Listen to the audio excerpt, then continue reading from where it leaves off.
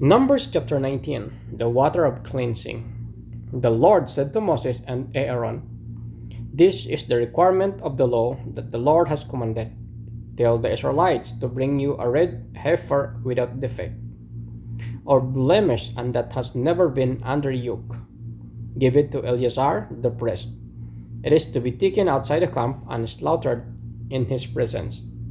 Then Eleazar the priest is to take some of its blood on his finger and sprinkle it 7 times toward the front of the tent of meeting. While he watches, the heifer is to be burned. Its hide, flesh, blood, and intestines. The priest is to take some cedar wood, hyssop, and scarlet wool and throw them onto the burning heifer. After that, the priest must wash his clothes and bath himself with water. He may then come into the camp, but he will be ceremonially unclean till evening. The man who burns it must also wash his clothes and bath with water, and he will too be unclean till evening. A man who is clean shall gather up the ashes of the heifer and put them in a ceremonially clean place outside the camp.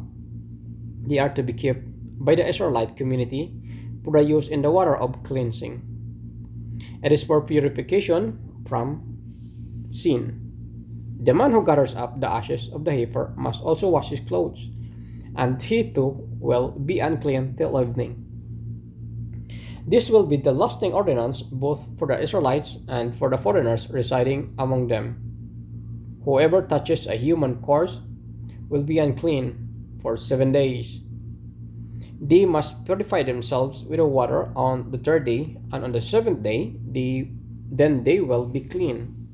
But if they do not purify themselves on the third and seventh days, they will not be clean.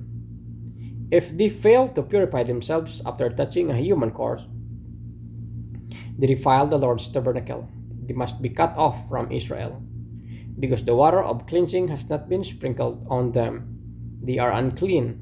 Their uncleanness remains on them. This is the law that applies when a person dies in a tent. Anyone who enters the tent and anyone who is in it will be unclean for 7 days. And every open container without a lid fastened on it will be unclean.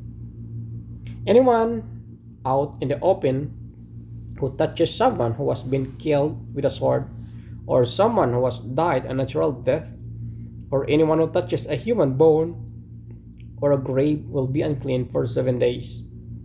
For the unclean person, put some ashes from the burnt purification offering into the jar and pour fresh water over them. Then a man who is ceremonially clean is to take some hyssop, dip it in the water, and sprinkle the tent and all the furnishings and the people who were there.